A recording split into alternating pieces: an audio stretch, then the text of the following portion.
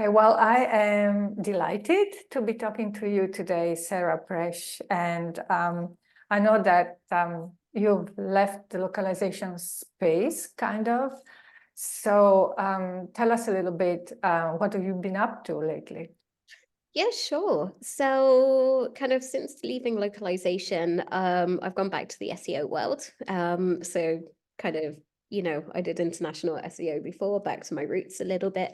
So I'm now working for a SEO software company, diving in deep to the world of, SaaS marketing and software marketing and all of those kind of lovely stuff. And yeah, I'm really, really enjoying it so far. It's brilliant. And so is SEO your first love, so to speak? Yeah, I would say so. I think SEO, marketing, all of that kind of stuff really is something that I enjoy a lot. Yeah, and you're also doing a degree in psychology. Have I understood correctly? I don't know Yeah. why. Well, no, I do know why I am, but sometimes I always ask myself, why am I putting myself through this? But yeah, no, I only have 2 psychology modules left, Oh. and then I'm done. And is there a correlation between psychology and SEO marketing?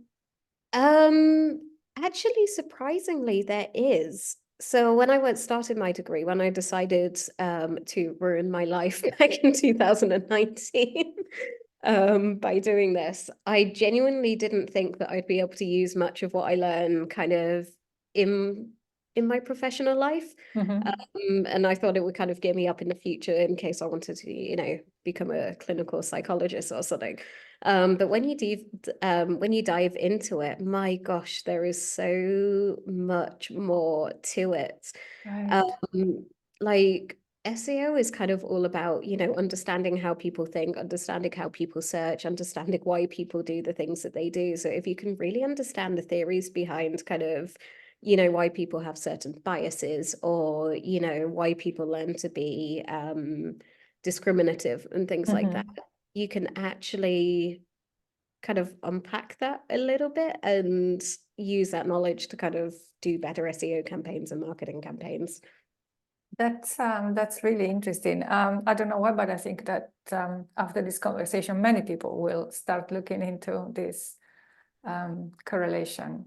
But since you're the SEO expert, tell us a little bit about the trends for 2024. I mean, we're already 2 months into the new year, but the news from Google are a bit, let's say, confusing. Yes, AI content, no AI content. What should we look out for? My gosh, I think now in 2024, SEOs are confused, and genuinely kind of everything's going in so many directions. So like, best practice wise, you shouldn't be using AI to churn out millions of pages of content en masse because, it goes against kind of the helpful content update. It goes against, Google's guidelines of creating useful content for users. But this lovely thing called Parasite SEO and all of these lovely people who are sharing screenshots of, skyrocketing their SEO in a day by churning out all of these AI articles are kind of proving otherwise because it's actually, working. It's dodgy, it's not recommended, but somehow it's working. So like we've already seen, was it last week or the week before, Google has announced this partnership with Reddit so that, it can train its LLMs or AI machines on Reddit data and use generated content data. For me, like that was awful when they announced, because like Reddit's a bit like the Wild West. Yes, there are going to be some really helpful answers on there. But if we're dealing with AI content in the SERPs, Reddit content is going to be full of people not giving correct information. There's going to be lots of biases in the information provided. So it actually kind of scares me a little bit, like what material these machines are going to be trained with and what they're going to spurt out at the end. and just how biased they're going to be, especially against minority groups or people who's, you know, aren't very, what's the best way to explain it, who aren't really featured in Reddit content per se. But yesterday afternoon, we all found out there was an algorithm update on Google. And actually, whenever you say algorithm update for SEOs, we're like, go into a little corner and then we're like, no, don't do that again. But actually, loads of people that I've spoken to are really happy about this one because they seem to be cracking down on spam, which includes things like parasite SEO. And for those of you who don't know what parasite SEO is, it's basically using a website's domain, like a well-known website. So I'll give you an example of LinkedIn, and using basically backbenching of their authority, and using it to rank and get links for content that's not relevant. It doesn't, you know, it just doesn't serve the user well. And using LinkedIn as an example, if you type into Google selfie pictures online, LinkedIn is ranking #1 and has a feature snippet and all of this information about how to sell your pictures of feet online, which again completely goes against what LinkedIn wants to do. It's a professional platform, it's a business platform. But hey ho, you know, that's what's happened. So hopefully this, you know, algorithm update will signal fairer times. It will, you know, help get rid of these dodgy practices that aren't doing any good for anybody. Hopefully it will, you know, reward the companies that put the time and effort in to create decent content. So and have you yourself tried AI for SEO, for keywords, key phrases, or I don't know, meta descriptions, page titles? I have actually. So when it first came out, I wanted to play around with it, and did quite a bit of testing on, say, keyword research. Do you not use keyword research done by AI, or do you not use AI for your keyword research, which is what I was trying to say. So many different reasons for this, but they don't have access to data. They don't have access to, you know, crawl, you know, the internet like SEO tools do. So you end up making decisions on, you know, optimizing for certain keywords that people aren't even searching for or don't even make sense. And if you don't speak the language, again, you could be using biased keywords. You could be using, you know, keywords that don't fit the culture, that just don't work. And it does kind of scare me, actually, that there are quite a few LSPs out there who I've seen advertising ChatGPT keyword research, and it's like, no, don't do this. It doesn't work. Yeah. So going back to my original question, then, if you should be cautious with AI for SEO, then what other things should you be looking out for in terms of trends for SEO in 2024? Yeah, so like following the kind of trends that are going around, I know some people have kind of predicted that, you know, technical SEO is going to be really important this coming year.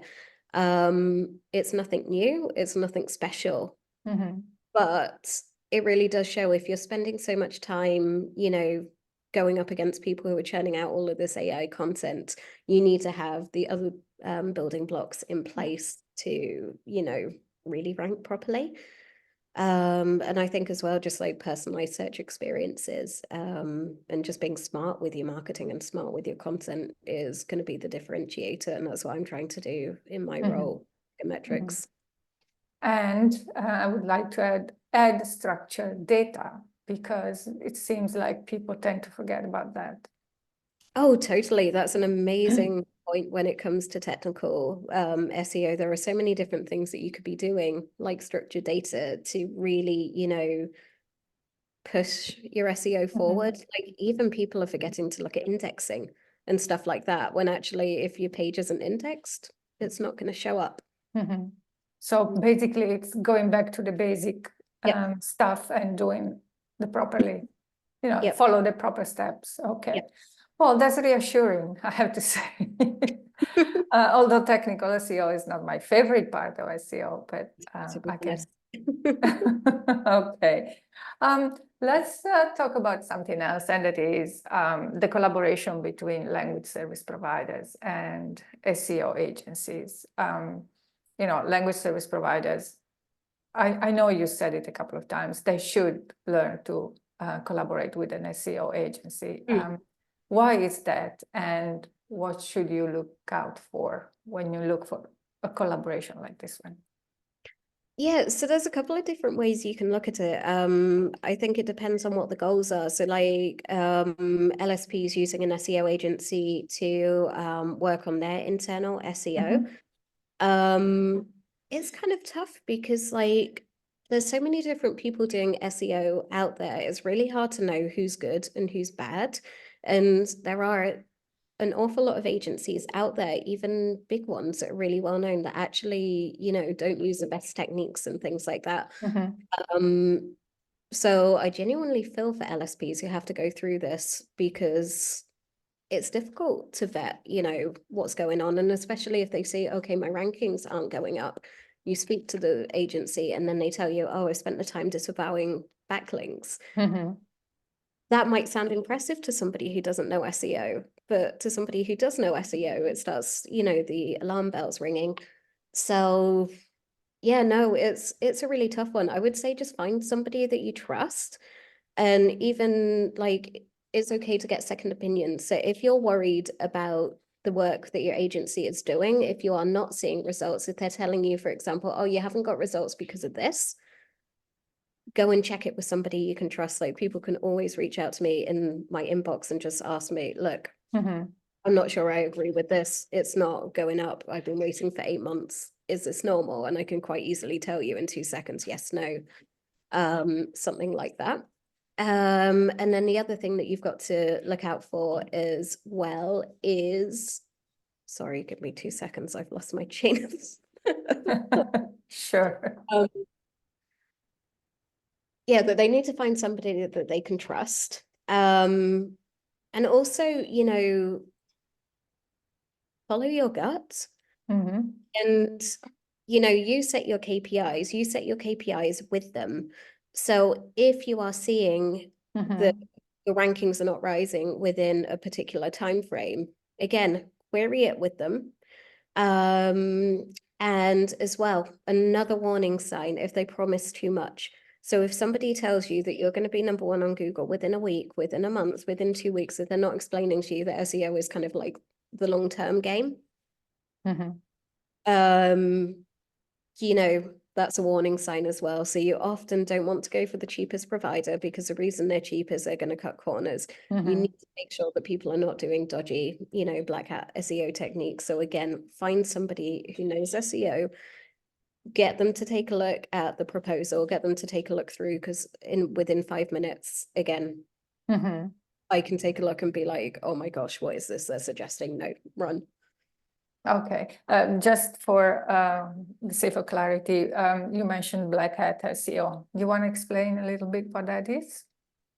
Sure. So when we talk in terms of black hat and white hat SEO, white hat is kind of the good SEO. It means that everything's above board, you're doing it morally, you're doing it in the correct way.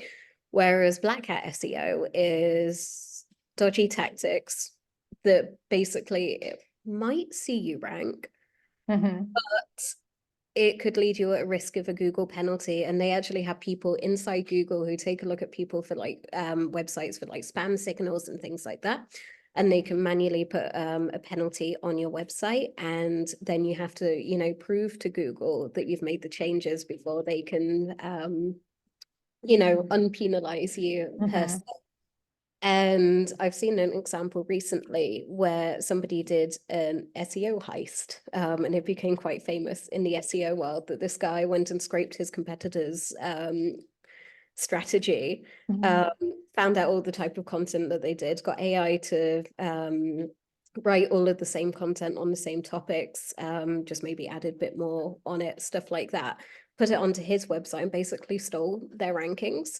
And he was going about social media celebrating what he had done. Now, lots of SEOs are like, come on, this isn't okay. Unfortunately, there were some SEOs who think that this is a really good idea. But basically, he got so much traction from it that Google picked up on what he had done, and they were like, right, we're going to penalize you, and he lost everything. Okay. But again, that's an example of kind of black hat techniques and what. Yeah, exactly. So in any case, if you do black hat SEO techniques, don't go around bragging about it. I think that's the moral. Don't do it, and if you do it, don't brag about it, right? Another thing that you talked about some time ago when you were doing the Gala Academy on International SEO was the choice of a tool for your SEO research and monitoring your website, etc. And you gave some requirements on what to look out for. Do you want to go through the list again? Yeah, sure. So like, again, the SEO tool world can be a little bit confusing for people outside of the SEO because there's some big names. So for example, like SEMrush or Ahrefs that most people have heard of. And they kind of, I would say people feel a little bit pressured to use multiple tools and say that, say to clients, I can use Ahrefs, I can use SEMrush, I can use everything else, thinking that it makes them sound more reputable and stuff like that. So maybe I could just dispel a bit of a myth there. Yes, please. It really doesn't matter which SEO tool that you use because there's no like one source of truth when it comes to SEO tools.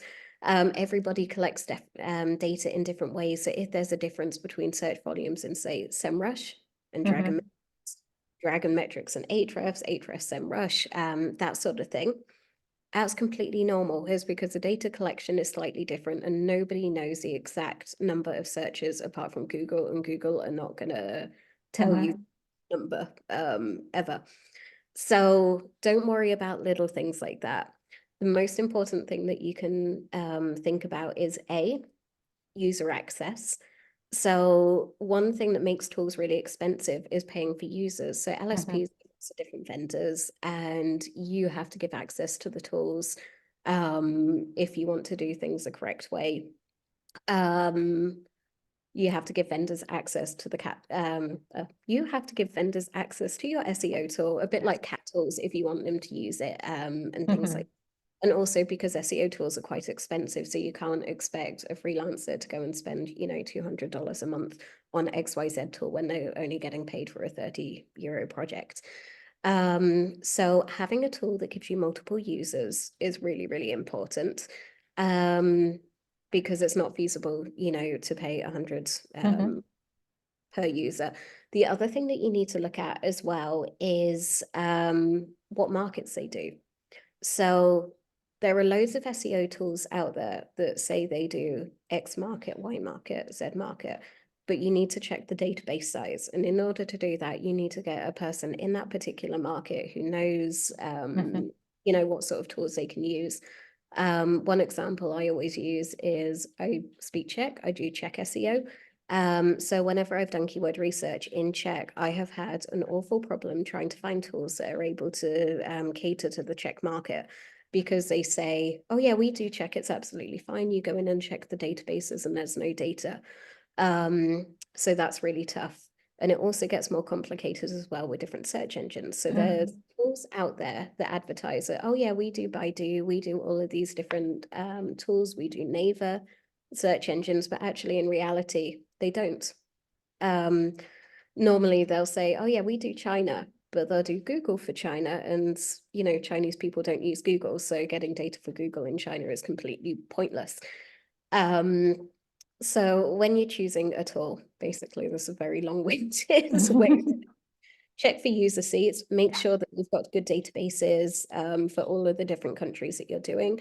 And also as well, make sure that they can do the search engines used in the particular countries, and also that they have, rank tracking abilities to be able to do things like that for the different search engines. Yeah, exactly. And another thing that just came to my mind that you were talking about briefly in the Gala Academy was using keywords with zero volume. zero search volume, to be precise. And you said, oh, why? Go ahead. Why is that?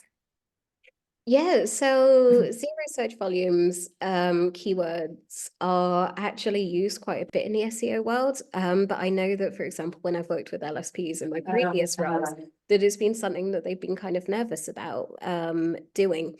Because they're like, oh no, we need to provide the clients with a minimum of, say, 50 search volumes and stuff like that.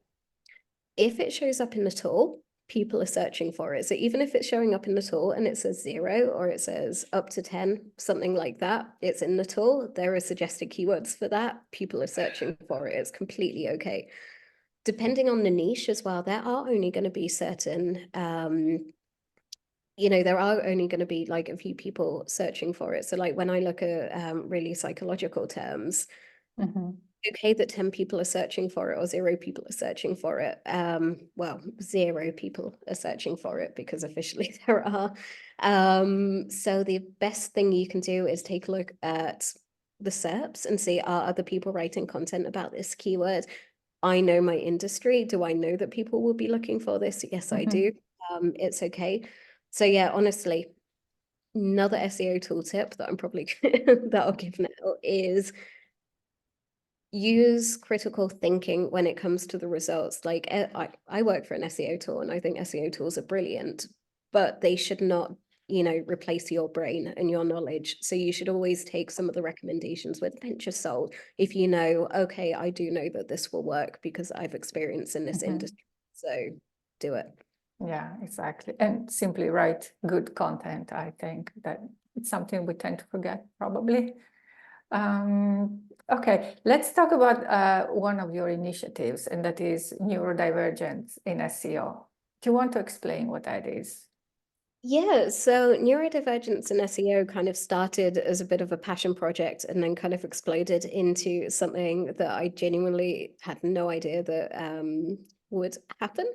But basically, I was chatting to a friend of mine, Jack, at Brighton SEO a year ago. Yeah, no, it was April last year that we were at Brighton SEO.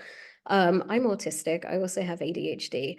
And he has ADHD. And we were talking after one of the talks and we were like, it would be really, really nice if there was a place for people like us where we could network because, it's so easy whenever we interact, not integrate, interact with each other. Yeah, it's so easy for us to interact with each other and with other neurodivergent people. It would be so much easier to, have networking opportunities. And we were also talking about as well things like, the horrible statistics that, 70% of autistic people are unemployed, even though they want to work, just because of the sheer amount of, misunderstanding about the condition, hiring practices that are not geared up for, autistic communication, things like that. So we kind of decided to do something about it. So we set up Neurodivergents in SEO on a complete ADHD whim. We took about an hour to set up a form and make a LinkedIn group, and we're like, okay, we'll go ahead and do this and we can all hang out on Slack. It went from strength to strength very, very quickly because we realized that, we're all in the same boat. We need support if we're dealing with people who are, being a bit biased or against each other. We need to, pull together and do something. So we now have over 200 members from every single continent. So we've got people from, for example, Azerbaijan, Bangladesh, Brazil, everywhere across the globe, joining. All of these people are either SEOs. We've actually got quite a lot of translators who have joined us. So these are translators who specialize in SEO translations, content writers, things like that. So if you are neurodivergent and you are a translator and you do like SEO translations, do feel free to join. Do you want to tell us the website, the URL of the website? indieinseo.com. But if you just search for Neurodivergents in SEO on LinkedIn or Twitter or somewhere, you'll be able to find us. Of course. Marketers, we have to market ourselves. Yeah, and so far we've been able to team up with event organizers to give discounted entrance to conferences. Because of kind of like the paid, there's also a big pay divide between neurodivergent staff and neurotypical staff and things like that. So, like, we want to try and do something about the disadvantages that people get. So we've, as I said, we've just done conferences. We provide scholarships for training courses in SEO as well. So we've managed to provide scholarships for 3 or 4 different training courses, and we've seen people actually get their first job in SEO because of the courses and the qualifications that they've gained. We've done in-person meetups now. We've done them in the UK and even in San Diego in America, which was amazing. We have put on free webinars. So we just did a find a job series where neurodivergent job seekers could come and learn, interview skills, how to write a CV, that sort of thing, all for free. We've got another training actually this afternoon on local SEO with an absolutely massive local SEO expert, Greg, who's coming to talk to us. We're going to be doing more series, more trainings, more webinars. We're going to start as well, going into companies and trying to teach them how to be more inclusive, interviewing with neurodivergent staff. So it's exciting, and I'm really excited to see what the future will hold. Wow, that's great. Any other plans for the future? Final question. Plans for the future. SEO plans for the future. Yeah, so I'm actually thinking of, well, myself and Martina, you'll remember her from the Gala Academy, who came and guest spoke at the Gala Academy. We both want to set up a community in the Czech Republic to empower women, female SEOs. The reason behind that is the SEO world in the Czech Republic is kind of very visible, and it's quite difficult for women to feel confident. I'm speaking at a Czech SEO conference in a couple of weeks, and all of the speakers are men. Apart from myself and another lady who's doing a panel discussion, but every year there's like one woman. So we want to empower women because they know what they're doing. They're just too scared to, go and fight the status quo and get their voices heard. So we really want to do that. Okay, that's great, and keep us posted on that. I will do. Okay. Well, Sarah, thank you so much again for your time. It's always a pleasure talking to you. We kind of miss you in the localization industry, but I know that you keep in touch somehow, right? Definitely. And we have quite a few LSPs that actually use Dragonmetrics, so it's always nice, going to be able to do trainings for them and stuff like that. So, everybody keep in touch. I'm not too far away and, happy to answer any questions on SEO or international SEO whenever. And keep doing good content, I would say. Yes, exactly. Don't use ChatGPT for your keyword research.